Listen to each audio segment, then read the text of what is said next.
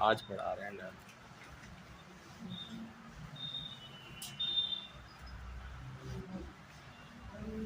देखो सुनो,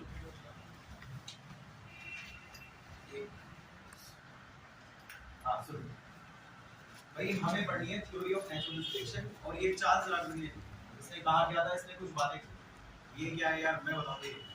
एक बात बताओ जरा ध्यान से सुनना। अगर मैं दिल्ली में लगातार काम करता रहूं रोज 12 घंटे, क्या मेरे शरीर में कोई चेंज नहीं आएगा? आप चैप्टर क्या पढ़ रहे हो? रिवोल्यूशन में क्या होता है? तो ये सुनो मेरी बात भाई, ध्यान से सुनना। जैसे वातावरण में आप रह रहे हो, जैसे वातावरण में रह रहे हो आप उसी के हिसाब से तो ढलोगे ना भाई। गर्मी में रहोगे तो गर्मी के हिसाब से ढलोगे, काले हो जाओगे। सर्दी में रहोगे तो उस हिसाब से ढलोगे आप। सिंपल ये। थोड़ा पोल्यूशन वाले इलाके में रहोगे तो फेफड़े उस हिसाब से ढलेंगे आप। तो भाई बात ये है, हम ढलते हैं। एडेप्टेशन का मतलब होता है ढलना। तो मैं यहाँ पे लिख देता हूँ, थोड़ा सा ध्यान से सुनना वरना गड़बड़ हो जाएगी भाई। हम इलाके के हिसाब से ढलते हैं। आप जिस भी इलाके में रह रहे हो, चाहे दिल्ली में रह रहे हो, चाहे मुंबई में रह रहे हो, कानपुर में रह रहे हो, कहीं भी रह रहे हो, आप इलाके के हिसाब से ढलोगे। और ढलोगे तो आपके शरीर में क्या आएंगे? चेंजेस आएंगे। और चेंजेस होना ही तो चैप्टर है, एवोल्यूशन है। पहली बात भाई। दूसरी बात ये बताओ यार, आपके शरीर में चेंजेस अच्छे के लिए आते हैं या बुरे के लिए आते हैं? नहीं, ट्रायोपिथेकस से अच्छे रामापिथेकस थे या बुरे थे? अच्छे थे यार। और उससे अच्छे शायद आपको ऑस्ट्रेलियोपिथेकस मिलाएंगे।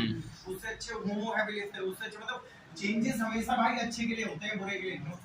हमेशा अच्छे के लिए चेंजेस होते हैं। पता है गर्मी में आप काले हो जाते हो, अच्छे के लिए होते हो, क्योंकि गर्मी में काले नहीं होंगे। काले का मतलब देखो, ये देखो भाई, जहाँ पे सूरज की रोशनी ज्यादा है, मतलब जहाँ पे गर्मी ज्यादा है, आपको पता होगा सूरज की रोशनी में कौन सी रेज होती है? UV rays. और आपको पता है यूवी रेज आपको क्या कर देती है? कैंसर। कैंसर से बचने के लिए आपको पता नहीं होगा, शरीर में मेलानिन केमिकल होता है, कैंसर से बचाता है। लेकिन सॉरी, ये आपको काला कर देता है। ये जहाँ हमारे तिल होते हैं ना, वहाँ पे हम लोगों के मेलानिन होता है, और मेलानिन आपको कैंसर से बचाता है। तो भाई जब आप गर्म इलाकों में रहते हो, जो बहुत ज्यादा गर्मी में रहते हैं, वहाँ पे लोग काले होते हैं। जैसे ब्राजील में देखा होगा, नाइजीरिया में देखा होगा, लोग काले होते हैं। गर्मी ज्यादा है, दैट इज व्हाई वो ढलने के चक्कर में उनके शरीर में भाई मेलानिन बन जाता है। और गर्मी ज्यादा है तो भाई ढलने के चक्कर में उनके शरीर में मेलानिन बन जाता है। और मेलानिन बनने की वजह से भाई उन्हें कैंसर नहीं होता, वरना तो उन्हें कैंसर हो जाएगा। ये दिक्कत है बेसिकली। और ये बताओ तेरे हम तो सुनना भाई कि ढलने के जब मेलानिन आना अच्छी बात है बुरी बात है? अच्छी बात है भाई, डायरेक्शनल है भाई। अच्छा, ये एक दिन में हो जाता है? मैंने सुना है गर्म जगह जाते हो एक दिन में काले हो जाते हो। काले होने में वक्त लगता है, एक दिन में चेंज नहीं होता भाई। भूल गए? ट्रायोपिथेकस, रामापिथेकस, ऑस्ट्रेलियोपिथेकस एक दिन का गेम नहीं था, मिलियन सालों का गेम था। आपने पढ़ा था 15 मिलियन साल पहले, 2 मिलियन साल पहले, 1.5 मिलियन साल पहले। तो भाई टाइम लगता है भाई, टाइम चेंज एक दिन में नहीं होता, समय लगता है भाई। सिंपल ये चीज है। मैं आपको एक और बात बताता हूँ। आपकी यहाँ से 12th क्लास खत्म हुई। आपकी 12th क्लास खत्म होने के बाद आपके पापा ने पूछा क्या करेगा नीट की तैयारी? कहाँ से करेगा? एलन राजस्थान कोटा से करेगा। एलन जाते हैं। जब आप एलन जाते हो ना भाई, पहली बात तो आप वहाँ के हवा और वहाँ के पानी के हिसाब से डरते हो। शुरू के 6 महीने तो आपके पास झड़ेंगे और पेट में दर्द होगा, क्योंकि वहाँ का हार्ड वाटर होता है, तो आपको थोड़ा दिक्कत होती है। वहाँ का खाना भी अलग होता है। अमोनिया फ्री सब्जियाँ, खेतों की सब्जी आती है वहाँ, या तो इंजेक्शन लगी हुई बिकती है। राजस्थान के अंदर खेतों की सब्जियाँ मिलती हैं, जिसकी वजह से आप पेट पचा नहीं पाएगा। शुरू के 6 महीने तक आपको दिक्कत होगी, आपका ढलना पड़ेगा। सिंपल ये है। तो भाई 6 महीने तो लग रहे हैं ना, समय तो लग रहा है ना भाई, सिंपल। लेकिन हाँ, 6 महीने बाद आप ढल जाओगे, ये तो अच्छी बात है। ऐसा नहीं कि 6 महीने में मर जाओगे, बच्चा जिंदा ही आता है, ऐसी बात नहीं है, डर के ही आता है। ये तो ये बात है भाई, मैं नहीं कही कि आप जिस इलाके में जाओगे उस इलाके के हिसाब से ढल जाओगे। और भाई आप ढलते, ये तो अच्छे के लिए ही हो रहा है, आप ढल रहे हो, कोई मर थोड़ी जा रहे हैं। और हाँ, ढलने में वक्त लगता है, एक दिन में नहीं। सिंपल ये आपको याद रखना है भाई। उसने क्या कहा था वो मैं आपको बाद में बताऊंगा, पहले ये वाली थ्योरी देख लो, पेपर में आती है कि थ्योरी ऑफ नेचुरल सिलेक्शन। इसके 2 एग्जांपल भी पूछता है, मैं आपको 2 एग्जांपल दे देता हूँ। पहला एग्जांपल है इसका इंडस्ट्रियल मेलानिज्म, और दूसरा एग्जांपल है भाई इसका रेजिस्टेंस इन इंसेक्ट्स और माइक्रोब। भाई मैं नहीं समझा, मैं समझाता हूँ आपको, आपसे करो। ये देखो जरा ध्यान से सुनना भाई, क्या पढ़ रहे ये इससे मिला। आप इसे कब से मारने की कोशिश करते? मेरा बाप था ना, उस जमाने में इसे मारने के लिए ये दिया जाता था, एक लिक्विड आता था, वो पिचकारी होती थी, आपके घर में शायद होती थी, छोटे थे आप। तो मेरे फादर के जमाने में क्या होता था, एक फिनिक नाम का लिक्विड आता था, उसकी शीशी आती थी टीन के कंटेनर, तो एक उसमें पिचकारी सी होती थी, उसमें भर के यार भाई मच्छरों को पूरे कमरे में छिड़क दो। लेकिन फिर मेरे जमाने में जब मैं आया भाई, मेरा नाम भाई कछुआ छाप आया था, कछुआ छाप। ये आपके जमाने में तो हिट और अलाउड चल रहा है, गुड नाइट, बढ़ाओ घटाओ, ये तो में चल रहा है भाई। सिंपल, मच्छरों को मारने के लिए आप कब से तमाम प्रयास कर रहे हो। मेरे बाप के जमाने में भी जहर दिया जाता था, मेरे जमाने में भी जहर दिया जाता था, और शायद आपके जमाने में भी जहर ही दे रहे हो। कोई हिट दे रहा है, कोई ऑल आउट दे रहा है, कोई गुड नाइट दे रहा है, कोई वो हिमानी फास्ट कार्ड देखा होगा, एक फास्ट कार्ड भी आ रहा है, सिंपल ये आप वो दे रहे हो भाई। लेकिन मच्छर भी तो इतना हराम ज्यादा है, जो भी जहर आप देते हो वो जहर के हिसाब से ढल जाता है, क्योंकि ढलेगा नहीं तो मरेगा। आज तक मरे कहाँ है मच्छर, आप ही बताओ। आज भी इस कमरे के अंदर देखो ये उड़ रहा है, ये वही मैं आपको बता रहा हूँ भाई। सिंपल, और इसे मारने के लिए सिर्फ आप ही नहीं, सरकार भी जहर देती है। आपने देखा होगा गलियों में धुएं लेके आते हैं, नालियों में छिड़कते हैं, डीडीटी बोलते हैं ना उसको, जो छिड़कते हैं लोग डीडीटी, ये। लेकिन भाई मच्छर मर नहीं रहे, क्योंकि मच्छरों को भी पता है कि अगर हमें जिंदा रहना है तो जिंदा रहने के लिए हमें ढलना पड़ेगा, और ऐसे ढले में कि देखो आज भी उड़ रहे हो, दिखाया था मैंने। सिंपल ये तो भाई, ये तो इनके लिए अच्छी बात है ना, वरना तो ये गायब हो जाएंगे। सिंपल, तो ये इनके लिए अच्छी बात है। और भाई ढलने में ना वक्त लगता है, ऐसा नहीं है कि आपने हिट छिड़का हो और वो आज ही आज में हो गया, नहीं। सिंपल, उन्हें ढलने में टाइम लगता है। मैं आपको एक और बात बताऊं भाई, पता है क्या, सुनो, मेरे को आज भी याद है जब मेरे फादर फिनिट छिड़कते थे ना, तो मच्छर, आप यकीन नहीं मानोगे, माँ कसम खा के बता रहा है, मच्छर उड़ रहा है, एक बार फुस कर दो मच्छर घुस, तो वही खत्म हो जाता था मच्छर। लेकिन एक समय ऐसा भी आया कि मेरा भाई मच्छर बैठा हुआ है, आप उस पर फिनिट छिड़क रहे हो, वो फिनिट छिड़क के वहां से उड़ के वहां बैठ गया, फिर वहां छिड़क रहे हो, वहां से उड़ के वहां बैठ गया, फिर छिड़क रहे हो, तब वो बेहोश होता था, ये तब वो नीचे गिरता था, तब उसे भाई पैर से पुलिस में मारते थे, ये होता था भाई। एक समय ऐसा भी आया जब आप फिनिट छिड़क रहे हो, वो साला मर नहीं रहा, वो उड़ता जा रहा, आप छिड़कते जा रहे हो, उड़ते भाई काम होता जा रहा है।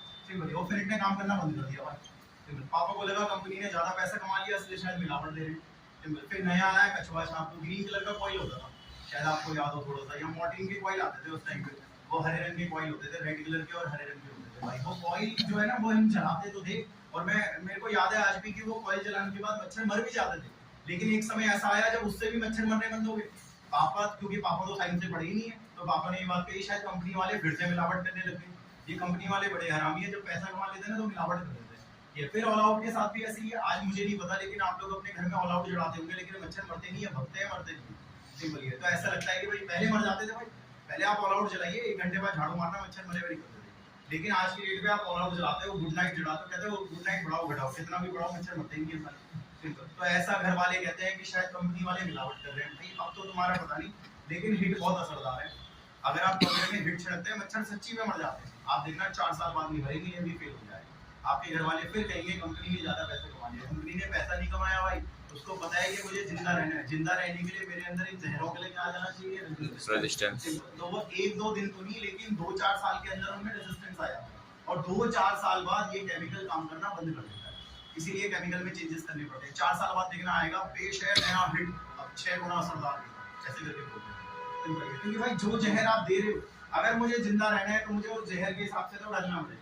पहली बात तो ये है। दूसरी बात ये है भाई, ढलने में मुझे वक्त लगेगा, 1 दिन में नहीं, कम से कम 3-4 साल लगेंगे, उसके बाद वो जहर मेरे पे असर होना बंद कर देगा, यानी कि समय लगेगा, यानी कि चीज धीरे धीरे होते है, टाइम लगता है। सिंपल, और भाई ये अच्छे के लिए हो रहा है, कॉमन सी बात है। अच्छा, मुझे तुम्हारा तो नहीं पता, लेकिन शायद आपने देखा होगा, गाँव से हमारे घर वाले यहाँ पे आते हैं, कोई गाँव से बीमार पड़ जाते हैं यहाँ, क्योंकि यहाँ की हवा वो सहन नहीं कर पाते, लेकिन हमें कुछ नहीं होता भाई। सिंपल, क्योंकि भाई हम लोग जो है, हम लोग ढले पड़े हैं यहाँ के हिसाब से, और ये ढलने में भाई टाइम लगता है। सिंपल है। मैं आपको ये भी बताता हूँ, जब मैंने नया पढ़ाना शुरू करा था स्टार्टिंग में, जो मेरा फर्स्ट टाइम था पढ़ाने का, उस टाइम पे मेरे को दिक्कत होती थी, क्योंकि मैं 4 बैच लेने के बाद मेरा गला खराब हो जाता था, क्योंकि ये चिल्लाने का काम है सारा।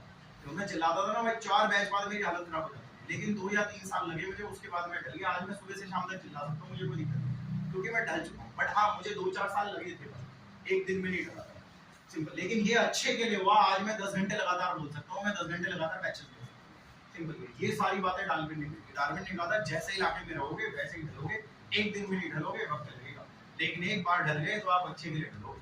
सिंपल, अब इसके आप मेरे से 36 एग्जांपल ले लो। मैंने मच्छर का भी एग्जांपल दे दिया कि मच्छर में रेजिस्टेंस आया। दवाइयों में भी यही है भाई, जो ये कीटाणु होते हैं, तुम इन्हें मारने के लिए दवाइयां देते हो, लेकिन कुछ टाइम बाद वो दवाइयां असर करनी बंद कर देती है। शायद आप भूल गए, आपको मैंने पढ़ाया था, याद करो, एम्पिसिलिन के लिए रेजिस्टेंस आ गया था, टेट्रासाइक्लिन के लिए रेजिस्टेंस आ गया था, तो कीटाणुओं में भी रेजिस्टेंस आ जाता है, फिर वो दवाइयां काम करना बंद कर देती है। आपको पता है पहले मलेरिया में कौन सी दवाई देते थे? क्विनिनॉल देते थे, लेकिन आज हम मलेरिया में क्विनिनॉल नहीं देते, क्योंकि मलेरिया के कीटाणुओं में रेजिस्टेंस आ चुका है, तो क्विनिनॉल काम नहीं करता, अब हम दूसरी दवाई देते हैं। सिंपल ये चीज, तो आपको याद रखना है भाई, इनमें रेजिस्टेंस आ जाता है भाई, कीड़े मकोड़ों में भाई रेजिस्टेंस आ जाता है भाई। और ये 1 दिन में नहीं आता, वो धीरे धीरे आता है, 3-4 साल लगते हैं रेजिस्टेंस आने में। सिंपल, ये चीज है बेसिकली, ठीक है, थोड़ा दिमाग लगाना है भाई। और वहीं पे आपने देखा होगा, एमआर देखा है आपने? जो डॉक्टरों की दुकान के आगे आते हैं दवाई बेचने वाले, वो यही तो गेम खेलते हैं। वो डॉक्टर के पास आते हैं, वो डॉक्टर को समझाते हैं कि डॉक्टर साहब पहले मलेरिया के लिए ये वाली दवाई आती थी और आप यही दे रहे होंगे। डॉक्टर कहता हाँ, और इसके लिए रेजिस्टेंस आ गया, ये दवाई अब कम असर कर रही है, कीटाणुओं में रेजिस्टेंस आ गया। हमारी कंपनी ने एक नया सॉल्ट निकाला है, आप ये एक बार देख के देखिए, अगर आपको असर नहीं लग रहा तो हमारे पैसे वापस कर देंगे हम, आपको चिंता नहीं। और अगर असर लग रहा है तो 1 लाख यूनिट बिकवा दो, हम आपको एक हवाई जहाज की टिकट दे देंगे, ये दे देंगे, वो दे देंगे, ऐसे ऑफर देते हैं सिंपल। और वहीं दवाई की कंपनियां काम करना शुरू कर देती है। ये तो फिलहाल आपको तो ये एग्जांपल याद रखना। दूसरा एग्जांपल बहुत इंटरेस्टिंग है, तो दूसरा एग्जांपल देखिए, ये वाला एग्जांपल। ये एग्जांपल क्या है ये सुनिए भाई, ध्यान से सुनना। 1850 से पहले इंग्लैंड कोई कारखाने नहीं होते थे। ये तुम्हें मेहनत करने की जरूरत ही क्या है जब तुम्हारा हराम कहा है? कॉमन सी बात यही तो है भाई, तुम्हें मेहनत करने की जरूरत क्या है जब तुम्हारा हराम कहा है? अंग्रेज कहाँ से निकले थे आपको भी पता होगा, इंग्लैंड से ही निकले थे। सारे देशों में जा करके ईस्ट इंडिया कंपनी बसाई थी, आपको पता होगा। इंडिया में भी आए थे, साले बंगाल से घुसे थे नीचे से ईस्ट इंडिया कंपनी बसाने के लिए, और भारत को लूट लिया, सारे देशों को लूटा हुआ जा रहा अंग्रेज। तो तुम्हें भाई काम करने की जरूरत ही क्या है जब तुम दूसरे देशों से हराम कर लूट रहे हो, सारे ट्रेनों में पैक पैक करके अपने यहाँ भिजवा रहे हो। ये इसलिए इंग्लैंड में कारखाने नहीं, इन्हें काम करने की जरूरत नहीं पड़ती थी, दूसरे देशों में जाते थे, वहां काम करते थे, अपने देश में काम नहीं करते थे। और अगर इंडस्ट्री नहीं है तो आप भी जानते हो, कारखाने नहीं है तो भाई पॉल्यूशन भी तो नहीं होता होगा, कॉमन सी बात है। और अगर पॉल्यूशन नहीं होता तो शायद मेरे को तुम्हारे नहीं पता, 11वीं क्लास पढ़ना, उसमें लिखा हुआ है अगर पॉल्यूशन नहीं होता तो भाई एल्गी और फफूंदी भर भर के उगते हैं। आपको ये भी पता होगा एल्गी और फफूंदी को क्या बोलते हैं? लाइकेंस। कलर के होते हैं, व्हाइट कलर के, ये सफेद रंग के होते हैं भाई, सफेद रंग के होते हैं, व्हाइट कलर के होते हैं। कहाँ होते हैं? या पेड़ के तने पे होते हैं, ट्री ट्रंक पे होते हैं। कहानी को सुनते रहो, दिक्कत हो जाएगी। 1850 से पहले भाई इंग्लैंड में एक भी कारखाने नहीं था। तो फिर ये कमाते कैसे थे? कमाते कैसे क्या थे? पहले दूसरे देशों में जाकर के उन्हें लूट के खाते थे, सारे इंडिया लूट के खावे। ये तो उस तरीके से ये दूसरे देशों से लेते थे, बट इनके पास अपना कोई कुछ नहीं था, अपने देश में एक भी कारखाना नहीं था इनके पास। ये चीज किसी को नौकरी भी चाहिए होती थी ना, जहाज में भर के उसे भारत भेज देते थे या दूसरे देशों में भेज देते थे, वहां जाओ वहां काम करो। भाई भारत में इंडिया को दूसरे आंसर काम करना है। तो भाई कारखाने नहीं है तो ऑब्वियसली बात है प्रदूषण भी नहीं है, जहां प्रदूषण नहीं होता वहां तो ये उगते हैं। और ये साले सफेद रंग के होते हैं, पेड़ के तने पे उगते हैं। अब ये बताइए, पेड़ के तने पे उगते हैं और सफेद रंग के होते हैं, तो बताइए पेड़ का तना कैसे कलर का होगा? सफेद कलर का होगा। आप बिल्कुल सही कह रहे हैं, व्हाइट कलर का होगा पेड़ का तना, और उस टाइम पे पेड़ों का तना व्हाइट कलर का होगा। मैं अभी आपको वीडियो भी दिखाऊंगा, प्रॉपर इंग्लैंड की दिखाऊंगा अपने फोन में। अपनी सिस्टर के पास गया था, मैंने वहां पे पेड़ों की वीडियो देखी। मैंने कहा यार ये देखो, आज भी वहां पे कई जगह कारखाने नहीं है जो गांव साइड के एरिया, पेड़ के तने सफेद है और मैं तुम्हें सफेद तने दिखाऊंगा। ये मैंने प्रॉपर फोटो लेके मैंने कहा यार ये दिखाऊंगा। मैंने 11th में भी दिखाई होगी, जो बच्चा 11th में ऐसे पढ़ा होगा, मैंने लाइकेंस की वीडियो दिखाई थी आपको। ये तो बड़े ध्यान से सुनना, बार-बार कह रहा हूं। 1850 से पहले, दोबारा से कह रहा हूं भाई, 1850 से पहले इंग्लैंड में कोई कारखाने नहीं थे, दूसरे देशों से हराम का खाता था, इसलिए खुद का काम करने की जरूरत नहीं है। भाई कारखाने नहीं है तो प्रदूषण नहीं होगा, प्रदूषण नहीं होगा तो भर भर के उगेंगे, सारे पेड़ के तने पे उगेंगे, सफेद रंग के पेड़ के तने सफेद होते हैं। अब बात करते हैं कीड़े की भाई। ये रहा कीड़ा, देखा है कभी ये कीड़ा? पता नहीं है एक्चुअली में, ये वही कीड़ा है जो रात को देखा होगा ट्यूबलाइट पे तितली आती है, भूरे रंग की होती है, देखा होगा आपने। एक ट्यूबलाइट पे तितली सी आती है भूरे रंग की, ये वही कीड़ा है, मोथ बोलते हैं भाई, सिंपल। मैंने अक्सर देखा रात के समय में 12 बजे 11 बजे 10 बजे जब हम ट्यूबलाइट पे आती है तितली।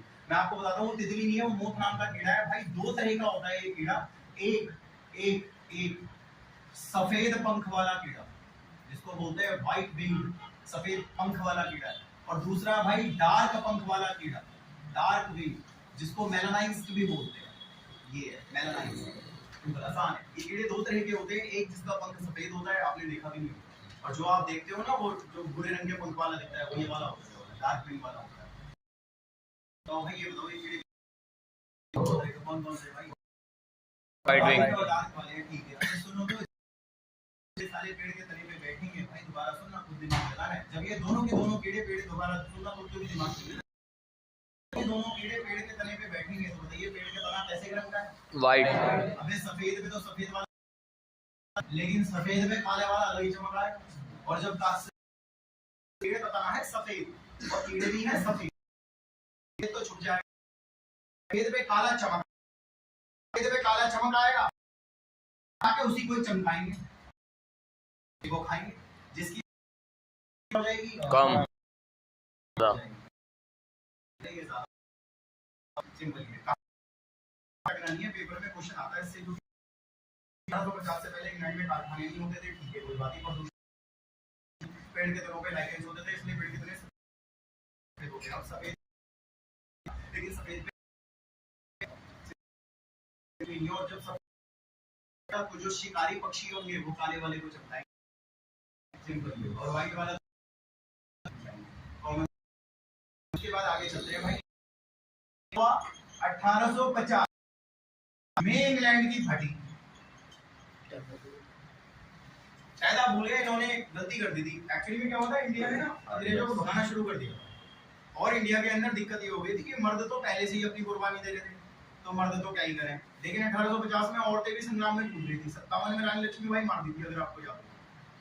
और अगर किसी इलाके में मर्द मरते हैं तो दिक्कत नहीं होती, लेकिन जब लेडीज और बच्चे मरते हैं तो ज्यादा संग्राम खड़ा हो जाता है, आप लोगों ने देखा होगा।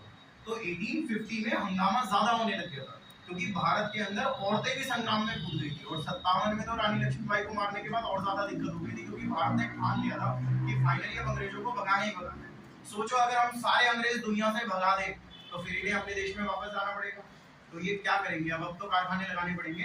इसलिए 1850 में इंग्लैंड के राजा ने ऑर्डर कारखाने लगाओ। कारखाना वो लगाना है जो मजबूरी होगी। पहला कारखाना पेपे जीन्स लंदन है, और पेपे जीन्स पीडी 1850 लिखा रहता है, सिंपल। क्योंकि इन्हें पता था कि 1850 में दुनिया का हर देश तरक्की कर रहा है तो खुदा कंस्ट्रक्शन में ही पैंट पड़ जाती है, लेकिन डेनिम बढ़िया चलती है, आपको पता होगा। अपनी लवाई से, लेकिन भाई पेपे तो पेपे जीन्स है। तो फिलहाल अब वहां पे डलने लगी इंडस्ट्रीज थी।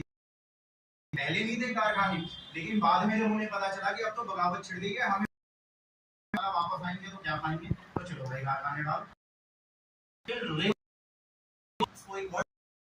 क्रांति, इंडस्ट्रीज। जब भाई कारखाना, जो पोल्यूशन भी तो होगा। आपको पता है कारखाने डालने में कितने साल लग गए थे? 70 साल लग गए थे। 1920 तक कारखाने चलने शुरू हुए थे। 50 से तो इन्होंने डालना शुरू करा था, लेकिन 1920 तक इनका सेटल हो गया था कारखाना। इतनी इतना ज्यादा पोल्यूशन, और आप जानते हो कि पोल्यूशन में तो ये होते ही नहीं है, फंजाई तो होते ही नहीं है यार। और अगर ये नहीं होंगे, लाइक सफेद भी नहीं होंगे, बल्कि पेड़ के तने काले होंगे। क्यों? क्योंकि कारखानों से, और वो काली पेड़ के तनों पे।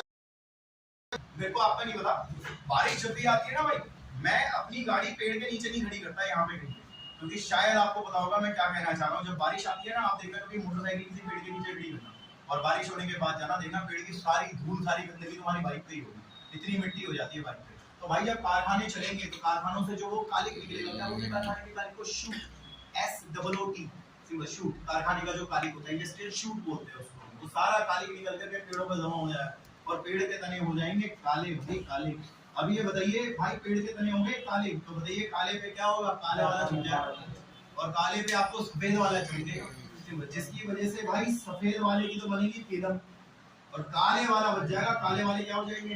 ज्यादा। यानी कि पहले जैसा ही प्रोपोर्शन, या पहले का प्रोपोर्शन रिवर्स हो गया। रिवर्स हो गया भाई नेचर के हिसाब से चलना है, नेचर के हिसाब से चलोगे तो बचोगे, कुदरत के खिलाफ जाओगे तो पिटोगे। आप देखो, कुदरत सफेद थी तो सफेद वाले बच गए, कुदरत काली कर दी भाई तो ऑब्वियसली काले वाले बच गए। जो नेचर के साथ चलेगा वो बचेगा, जो नेचर के खिलाफ जाएगा वो पिटेगा।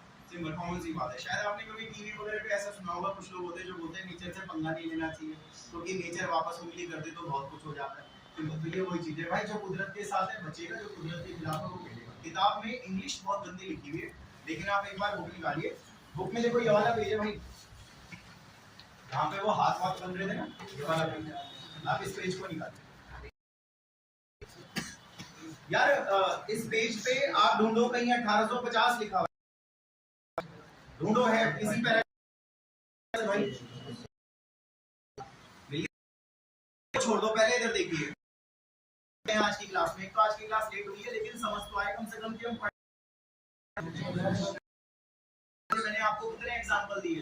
2। ये तो कुछ बच्चर वाला, कारखानों से काले होता है, काला कारखाने चलते हैं, क्यों काले हो गए? कारखाने तो धोनी चला ना, इसलिए काले हो गए। डिफिनेशन मुक्त ही है। एक चीज है, ये बुक में लिखा हुआ है, आप उस पैराग्राफ को पढ़िए 1850 वाले, जहां 1850 है उस पैराग्राफ को बोलूं ऑब्जर्वेशन हिंदी निकाल के। एक और बड़ा मनोरंजन वाला ऑब्जर्वेशन आपको, वो भी क्या, नेचुरल सिलेक्शन लिखा हुआ है, केम फ्रॉम इंग्लैंड। भाई इसने मैंने पूरी एक्सपेंड कर, आप पढ़िए आगे क्या लिखा। अब मोथ, हमने मोथ नाम के कीड़े 1850 नहीं बने थे, उससे पहले before it was observed that पेड़ों पे कब होते थे डार्क, ये लिखा। However, सेम चला, लेकिन कारखाने बनने के बाद वो भी लिखा हुआ है ओशन वाज रिवर्स, ऐसे करके। भाषा थोड़ी अजीब लगी है, लेकिन मैंने मेहनत पूरी करी है भाई समझाने के लिए। पहले जो गेम चलता था, अब उसका गेम अपोजिट चलता है। पहले सफेद कम होते थे क्योंकि सफेद पे सफेद बच जाते थे, अब साले काले वाले ज्यादा होते हैं क्योंकि काले पे काले बच जाते हैं, लेकिन सफेद वाले कम। तो प्रोपोर्शन रिवर्स हो गया, ये भी मान। अब इसके पीछे ये बताओ, नहीं सुनो, ये बताओ पहले सफेद वाले ज्यादा और अब काले वाले ज्यादा क्यों? जो बैकग्राउंड के साथ होगा वो बचेगा, जो बैकग्राउंड के खिलाफ होगा वो पिटेगा। ये अगले पैराग्राफ में आराम से पढ़ो। द एक्सप्लेनेशन ऐसे लिखा होगा, जो एक्सप्लेनेशन उभर के आती है पुट फ्रूट, दोबारा पढ़ लो भाई। एक्सप्लेनेशन ये आराम शिकारी आएंगे उस मूत नाम के कीड़े को जो साला खिलाफ भाई, जो काला होगा वो है, तो काले पे सफेद वाला पिटेगा। अगेंस्ट ऐसे ही कि प्रेडेटर विल स्पॉट, निशाना बनाएंगे उसको जो अगेंस्ट होगा। आगे कितनी सही बात लिखी हुई है। ड्यूरिंग जब कारखाने बन गए ना भाई, तो पेड़ के तने काले हो गए क्योंकि उनपे कारखाने का धुआं लग गया, उनपे शूट लगी, काले लग गई। तो इस कंडीशन में क्या हुआ, सफेद वाले जो है बेचारे बच नहीं पाए, क्योंकि काले तने पे तो काले वाले बच जाएंगे, सफेद वाले बेचारे पिटेंगे। ये लिखा हुआ और उसमें कुछ है नहीं भाई। बताओ जरा ध्यान से सुनना, अगर हम किसी कीड़े को बहुत मतलब आप दवाइयां दे रहे हैं कीटाणुओं को, तो क्या वो भी कुछ समय बाद ढल जाएंगे या हमेशा पिटते रहेंगे? ढल जाएंगे, ढल जाएंगे वो भी कुछ समय बाद, और उनमें रेजिस्टेंस आ जाएगा भाई। सिंपल, बहुत आसान है, कुछ नहीं है भाई। आपने बॉक्सर्स देखे होंगे, मैं आपको बताता हूँ, मैंने फिजियोथेरेपी करी है, मैंने एमबीबीएस नहीं करा हुआ, लेकिन मैंने दिल्ली के आर्मी मेडिकल कॉलेज से करा हुआ है, क्योंकि मेरे फादर आर्मी में कैप्टन थे। और भाई वहाँ पे पढ़ाने के अलावा दूंगा कि आप आर्मी में जाइए, क्योंकि वो पढ़ाने के अलावा ना सुबह सुबह 5 बजे उठाते थे, कसरत करवाते हैं मेरे। जैसे आपने देखा पतंजलि का अभी हरिद्वार से पहले पतंजलि का कॉलेज, ये वहाँ पे बीएएमएस होता है, लेकिन मैं किसी को सजेशन नहीं करता कि आप बीएएमएस पतंजलि से करिए। साले सुबह सुबह उठ के योगा करवाते हैं बच्चों को, 4 देव के सामने आना होता है सबको। घर में हमारे दादा को बोलते हैं बाबा, किसी और को क्यों बोलेंगे हम? उदय बोलेगा उठे भाई निकल, या सर बोल सकते हैं, प्रिंसिपल है, मगर ये थोड़ी ना, ये तो मुझे समझ नहीं आया। और उसमें भी और रात को 10 बजे किसी के कमरे में फोन, मैंने कहा बच्चों की आजादी छीन रहे हो, बच्चा कॉलेज में आके सोचता है कि मुझे फ्रीडम मिलेगी, तुम रात को लाइटें बंद करवा दे रहे हो, सुबह 4 बजे उन्हें बुला रहे हो, साला वो लगेगा। ये तो दिक्कत है। और यही हमारे साथ आर्मी में होता था, सुबह सुबह उठा देते थे और भाई कसरत वगैरह करवाते थे, और एक सैंड बैग होता था जिसमें बॉक्सिंग करनी होती थी। अब शुरू में जब मैंने पहली बार बजाने में भाई मेरे सूझ रहे 5-6 दिन तक, लेकिन आज की कोई दिक्कत ही नहीं होती, चलता रहता है साथ। रेजिस्टेंस आ गया, बोन पक गई है, सिंपल। अब मुझे लगता है मैं कंधे के बल गिरूंगा तो ज्यादा दर्द होगा, लेकिन यहाँ तो कोई दिक्कत नहीं है क्योंकि ये चल रहा है सिंपल। ये तो वही मैं आपको बता रहा हूँ बेसिकली कि हमारे अंदर रेजिस्टेंस आ जाता है। शायद आप जिम गए होंगे तो आपने देखा होगा शुरू में बच्चा जिम वजन उठाने में आप देखना 2 या 3 महीने में उसकी वेट की टेंडेंसी बढ़ जाती है क्योंकि रेजिस्टेंस आ जाता है।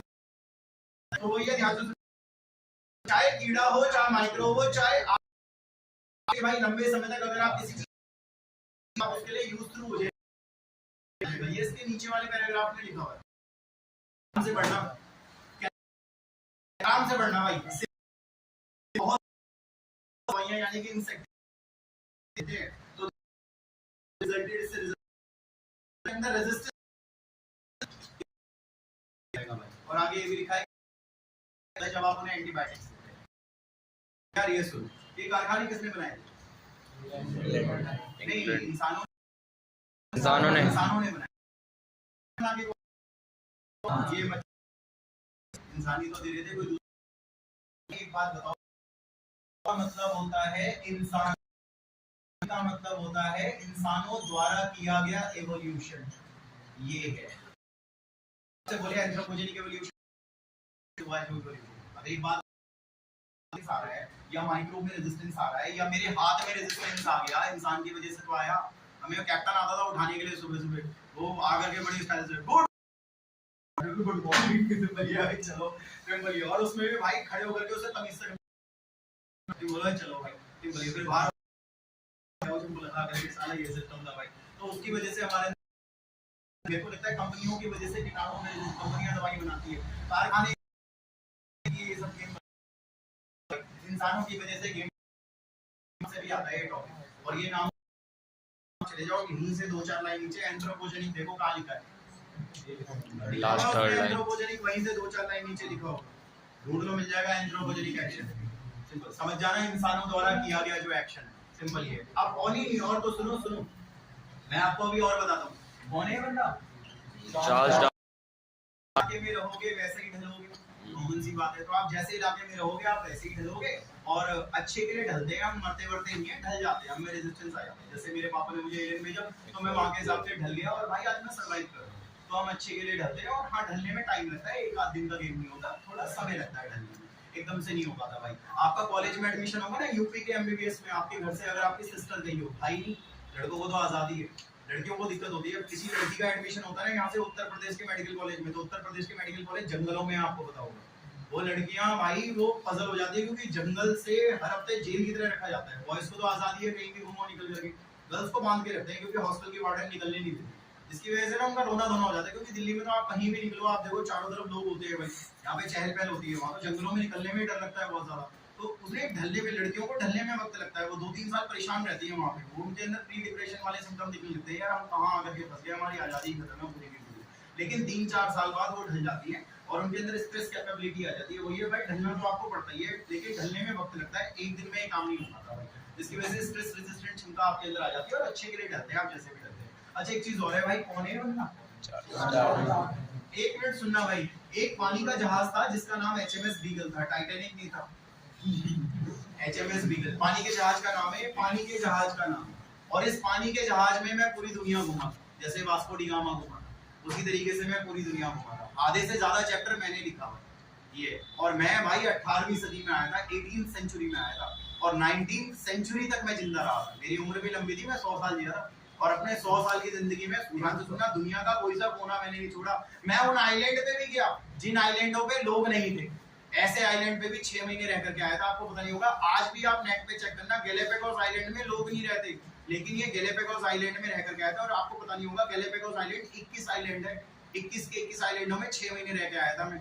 लोगों ने मना कर दिया था इसको, चल हमारे साथ, इसने कहा तुम जाओ मैं अपने आप आ जाऊंगा। कैसे आएगा? इसने कहा मैं खुद की नाव बना लूंगा, पेड़ काट के, मैं कुछ भी, मैं यहीं रहूंगा भाई। इस आइलैंड पे लोग नहीं है, लेकिन इस पे वनस्पति है, मुझे तो रिसर्च करनी है। ये वो बंदा था भाई, 100 साल की जिंदगी में दुनिया का कोई कोना नहीं छोड़ा, हर जगह रह करके आया। जहाँ इंसान थे वहां रहना तो अच्छी बात है, लेकिन जहाँ इंसान नहीं है वहां हमारी रहने में पड़ती है भाई, क्योंकि वहाँ ह्यूमंस नहीं है।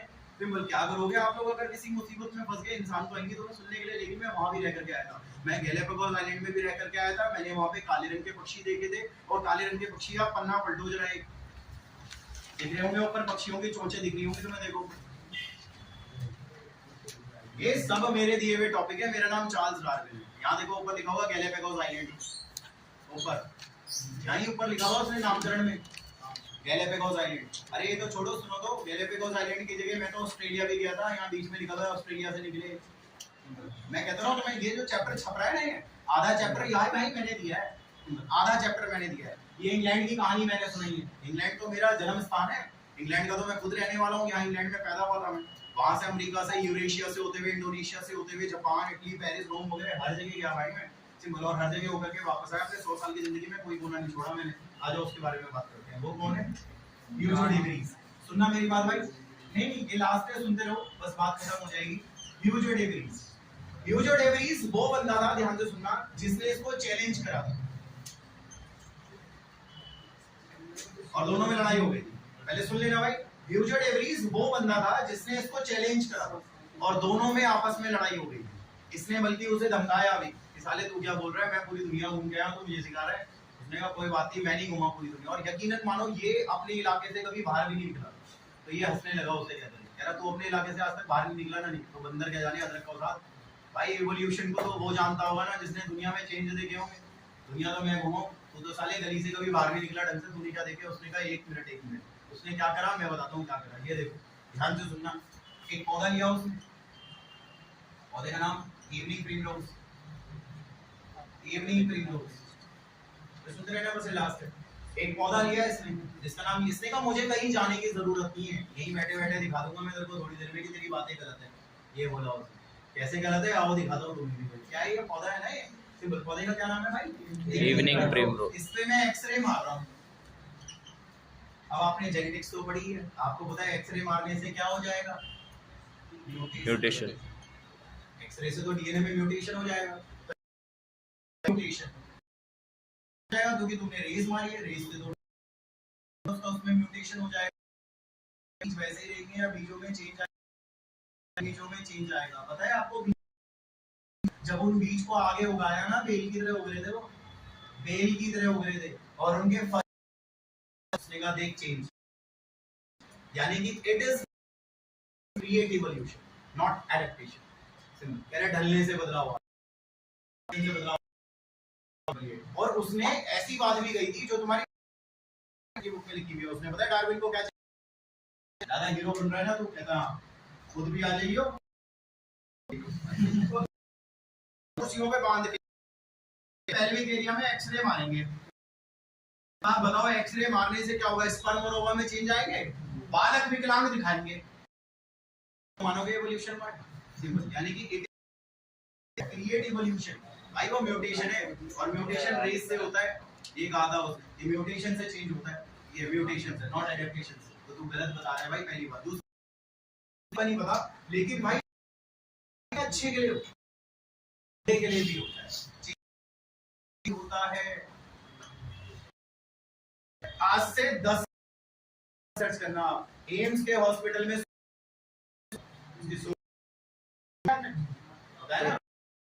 हॉस्पिटल में सूंड वाला बच्चा पैदा हुआ और उस बच्चे ने अपने माँ बापों की गरीबी, उसको एक दिन में 2 करोड़ रुपए का चढ़ावा आया था।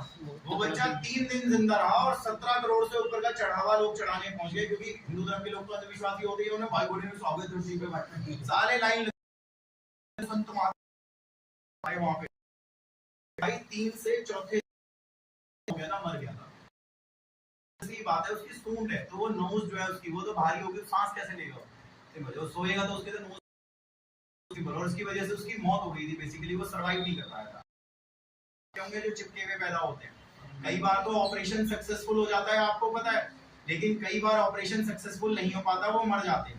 तो हमेशा भाई चेंज अच्छे के लिए नहीं होते, चेंज बुरे के लिए भी होते हैं। जिन लोगों के हाथ नहीं होते, जिन लोगों के पैर नहीं होते पैदाइश थोड़ी ना चेंज, वो तो बुरे के लिए चेंज है ना भाई। आपने वो दो झूठी देखी पंजाब सरकार ने उन्हें देखा होगा आपने, वो दोनों के दोनों चिपके हुए।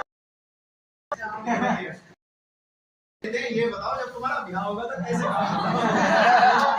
सिस्टम में सोच लग और वो दोनों के चेकिंग मतलब पूरा इंटरव्यू कागज लिख सकते हैं, उनका दिमाग और अपने पूरे निकाला होगा, उनका दिखाते हैं डिपार्टमेंट में, गवर्नमेंट जॉब है उनकी बेसिकली। और भाई एक बात बताओ, बुरे के लिए चेंज आया होगा तभी तो सरकार ने उनकी हेल्प करी, नौकरी देकर के। फिजिकली हैंडीकैप कोटे से हैं वो लोग, ये चेंज तो हम उन्हें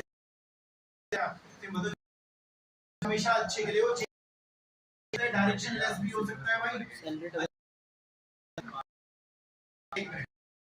चेंज ये सुनो जरा, मगर ये सुनना सुनो ध्यान से सुनना भाई। ये खत्म लास्ट वाला, बस 3 पॉइंट लिख रहे थे मुझे और बुक में मैच करवाना है, इसलिए बस लास्ट सुन लो, आप काम हो जाएगा। चेरनोबिल सुना है आपने? या आपने हिरोशिमा नागासाकी सुना होगा? हाँ। रेडिएशन वाले कांड हुए थे, 3 माइल आइलैंड में भी हुए थे। चेरनोबिल के ऊपर मूवी भी है, अगर आपने किसी ने वो मूवी देखी हो, जिसमें चेरनोबिल के अंदर कुछ वो लोचा कर देता है, रेडिएशन फैल जाता है। ऐसे ही होता है ना भाई।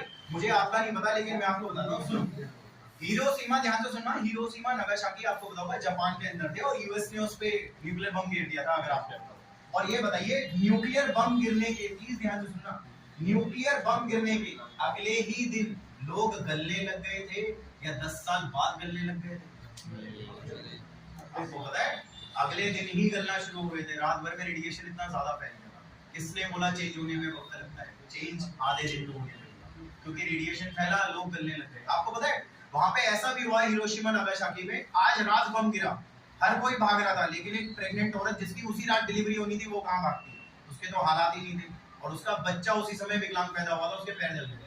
तो चेंज भाई डायरेक्शन लेस होता है, मतलब जरूरी नहीं है अच्छे के लिए और बुरे। आज भी हिरोशिमा नागासाकी में लूले लंगड़े लोग पैदा होते हैं, आपको पता होगा, वो बुरे के लिए चेंज है, बेचारे बड़े परेशान रहते हैं। पहली बात। दूसरी बात भाई, चेंज जरूरी नहीं है 6 महीने में होगा। साला आज दिल्ली में न्यूक्लियर बम गिरेगा तो 6 महीने में नहीं, कल सुबह ही लोग गलना शुरू कर जाएंगे। सिंपल, यानी कि चेंज भाई सडन भी हो सकता है, तो ये कह रहा है घंटा रैंडम चेंज भी हो सकता है, यानी कि सडन चेंज भी हो सकता है। ये है, तो इन दोनों में आपस में लड़ाई हुई थी। अब आपको याद रखना है, लोग ढलते हैं इसलिए चेंज होता है, नई म्यूटेशन से चेंज होता है। सिंपल, अच्छे के लिए चेंज होता है, नहीं बुरे के लिए भी हो सकता है। चेंज होने में समय लगता है, महीने साल लगते हैं, ऐसा कुछ नहीं है चेंज एक दिन में हो जाता है। याद करो, मच्छर पे जहर मारने से मच्छर जो है वो मरना बंद हो गया था, लेकिन ये होने में साल लगे थे। हिट के लिए रेजिस्टेंस एक दिन में नहीं आएगा, 4 साल में आएगा, लेकिन वहां रेडिएशन से अगले दिन ही गलना शुरू करता होगा। ये बातें बुक में लिखी हुई है भाई। आप इस वाले टॉपिक में आ जाओ, ये भी बड़ा इंपॉर्टेंट है। यहाँ पे टॉपिक मैकेनिज्म ऑफ इवोल्यूशन निकालिए आप। मैकेनिज्म ऑफ इवोल्यूशन, ये रहा पेज भाई, मैकेनिज्म ऑफ इवोल्यूशन यहाँ है, उसको निकालना है आप। जैसे कहूंगा वैसे पढ़ लेना, क्योंकि लाइनें थोड़ी अजीब है। सॉल्टेशन देखिए कहाँ लिखा हुआ है सॉल्टेशन। भाई सॉल्टेशन से आ जाओ, 5 लाइन ऊपर लिखा हुआ है ह्यूजो डिग्रीज। सॉल्टेशन से 5 लाइन ऊपर ह्यूजो डिग्रीज है। मैं इसके बाद आपको कुछ नहीं पढ़ाऊंगा, बस मेरे बात का रिस्पांस लिए थोड़ा सा दे दो, बढ़िया हो जाएगा। ये बताओ पौधा कौन सा था यार? प्रिमरोज पे इसने कुछ काम करा था, क्या करा था इसने? म्यूटेशन, रेडिएशन में चेंज आ गया था, और चेंज होने के बाद उसने कहा था देखो चेंज आ गया, म्यूटेशन वाली थ्योरी देखी। ये लिखा है, पढ़ो आराम से पढ़ना। कहता है वो ह्यूजो डे व्रीज था ना साइंटिस्ट, उसने अपने काम करे थे इवनिंग प्रिमरोज पौधे पे, तब जाकर के उसने म्यूटेशन का आइडिया दिया। ये लिखा हुआ है, और मैंने आपको यही कहा, ये देखो ये जो ह्यूजो डे व्रीज है ना, मतलब इसने अपना काम करे थे इस पौधे पे, तब जाके उसने म्यूटेशन वाला ये दिया था। अच्छा एक बात बताओ, क्या आप एक रात में पूरी आबादी बदल सकते हो? हाँ, हिरोशिमा नागासाकी की पूरी आबादी एक रात में बदल गई थी, अगले दिन लूले लंगड़े हो गए थे। ये भी लिखा है, देखो लिखा हुआ है एक बहुत बड़ी पॉपुलेशन बदल दूंगा मैं एक बार में। ये लिखा है ना, लार्ज डिफरेंस, बहुत बड़ा अंतर ला दूंगा मैं एक ही बार में सारी पॉपुलेशन में, ऐसे लिखा हुआ है उसमें। देखो भारत के अंदर मुझे ऐसा लगता है दिल्ली, मुंबई, हैदराबाद, चेन्नई और बेंगलोर, ये आप 5 राज्य उड़ा दो, भारत तंगा हो जाएगा, क्योंकि एमएनसीज यानी कि मल्टीनेशनल कंपनी इन्हीं के पास है, बाकी तो गांव है।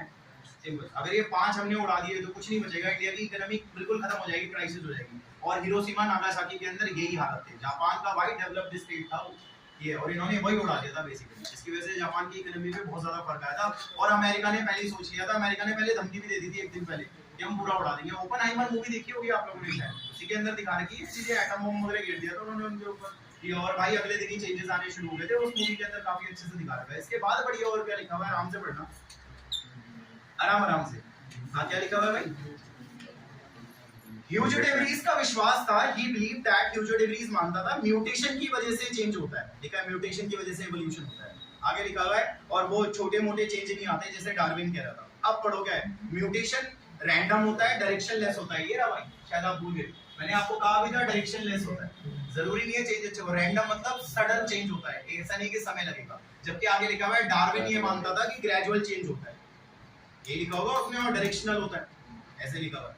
मेरा डार्विन भाई, डार्विन मानता था अच्छे के लिए चेंज होता है, और भाई धीरे धीरे होता है, समय लगता है, ऐसा कुछ नहीं है चेंज एक रात में करके दिखा दूंगा। ये कह रहा है चेंज होने में 6 महीने लगेंगे, घंटा लगेंगे, 6 महीने, अगले दिन चेंज आ जाएगा। एक बार बम तो गिरो, पता लग जाएगा। क्यों बम गिरने से क्या होगा? म्यूटेशन होगा ना, सिंपल। ये 3 पॉइंट पता है क्या है? ये 3 पॉइंट सुनो क्या है? ये है म्यूटेशन, ये है डायरेक्शन लेस, और ये है सडन चेंज, सिंपल। ये जबकि वहां है स्लो चेंज, वहां है सडन चेंज, यहाँ डायरेक्शन लेस है, वहां डायरेक्शनल है, सिंपल। यहाँ एडेप्टेशन है, वहां है म्यूटेशन, सिंपल। अब मैं इसके नीचे आपको सॉल्टेशन अगली क्लास में बताऊंगा, सॉल्टेशन वाला कॉन्सेप्ट क्या है। फिलहाल हम लोग नेक्स्ट क्लास में